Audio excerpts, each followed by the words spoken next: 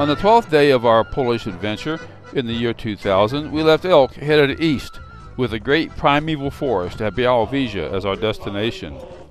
Along the way, we would pass through lands long identified with the Polish Tatars.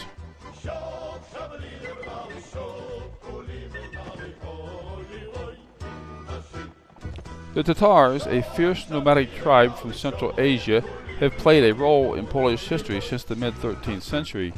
In 1683, King Jan Sobieski granted land in this area to those Tatars who fought under the Polish flag at the Battle of Vienna.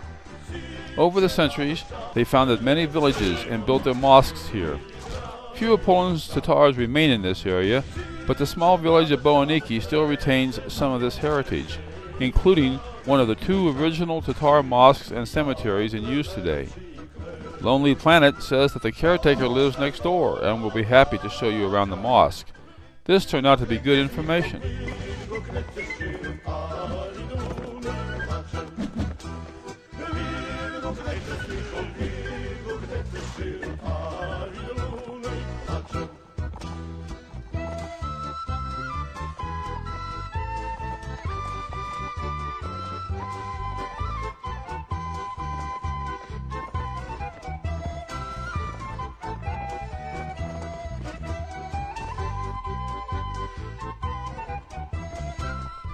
After visiting Bohuniki, we continued south along the Polish-Belarus border to the town of Revka, where we made a pit stop at the train station, just in time to see the arrival of one of PKP's new passenger rail cars.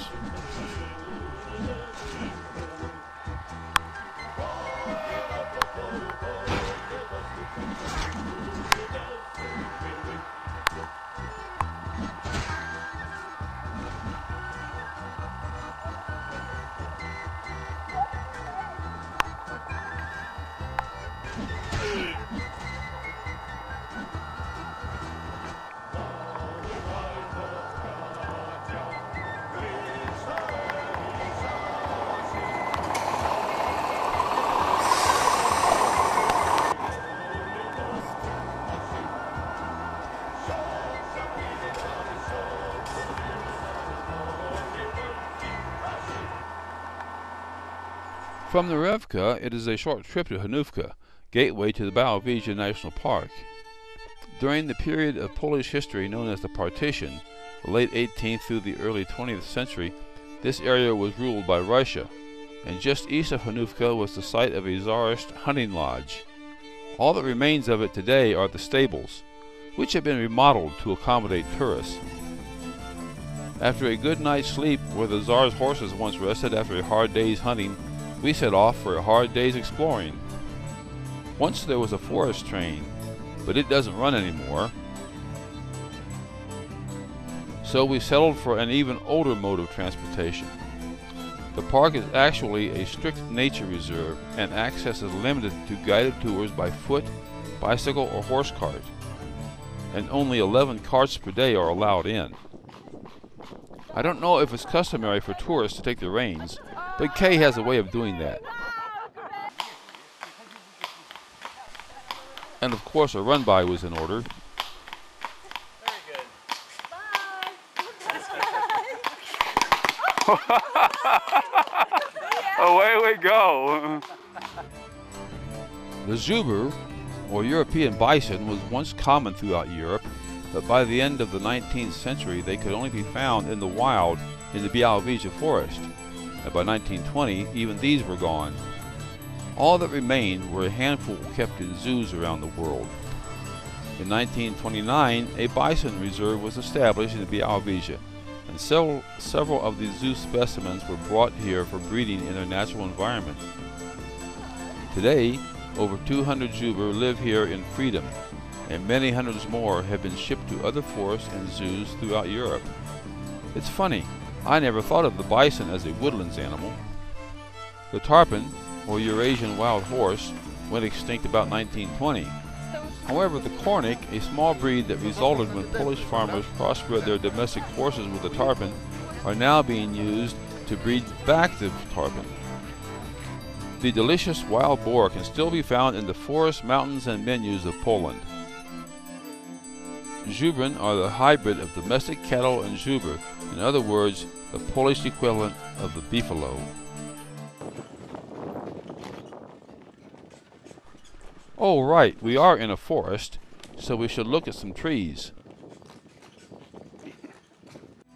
The park is flat, swampy in places, and covered with mixed forest, with oak and spruce being the most common variety. For whatever reason, the trees here are quite large, with spruce reaching heights of more than 150 feet and oak trunks 6 to 7 feet in diameter. The Royal Oak Way contains nearly 24 ancient oak trees, many of them 400 years old or more, and each of which is named after a Polish monarch. After a pleasant morning in the forest, we headed back to Honoka, and on the way we saw this nest full of storks. Poland is the breeding ground for about 75% of Europe's white stork population, so you don't have to look far to see examples of these beautiful birds. By lunchtime, we were back in Honoka, at the PKP station, where we purchased tickets and snacks and boarded the train to Belarus. Well, actually, it didn't go to Belarus, just near, as I will explain later. These things remind me of the Alco RS series diesels.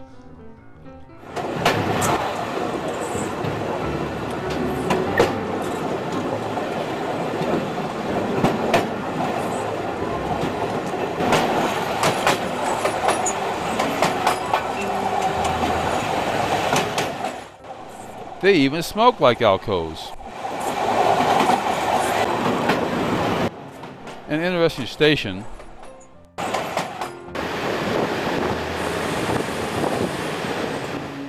Oh yes, I recognize this place.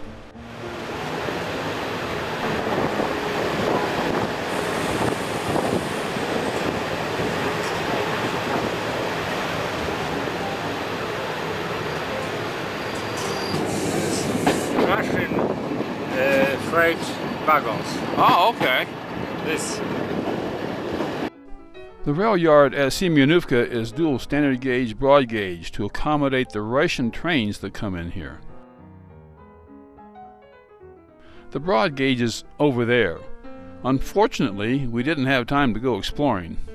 During our stop here, the locomotive ran around the train and pushed it the rest of the way.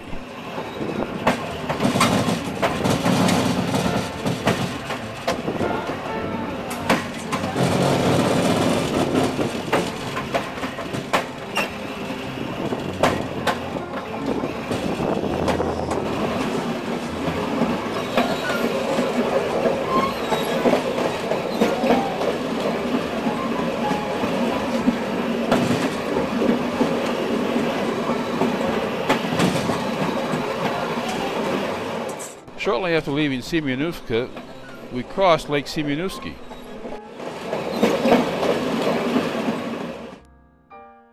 And soon arrived at our bucolic destination, Titsuvka. The engine crew took advantage of the layover here to get some fresh air, and they told us through Ewa that Belarus was that way, about 3 kilometers. Well, being an American of the older generation, that metric stuff is all Greek to me, so I took that to mean that the border was just ahead, maybe at those trees. So, I said, I think I will just walk up there and step across, and then I can say I've been to Belarus. I hadn't taken more than 2 or 3 steps before the engine crew were on their feet, hollering and waving their arms, and Ewa called out, "No, no, Clovis, don't go any further. These guys say this is too close for comfort as far as they are concerned." Something like that. Anyway, discretion being the better part of valor, I went back to the train. To satisfy my curiosity, I just put 3 kilometers in an online conversion table and discovered that it is almost 5 miles. That's a heck of a discomfort zone. Apparently concerned that I might still wander off and get into trouble, the engine crew invited me to ride back to Semyonovka in the cab with them. The cab ride and the rest of the day's experiences I will share with you in part 2.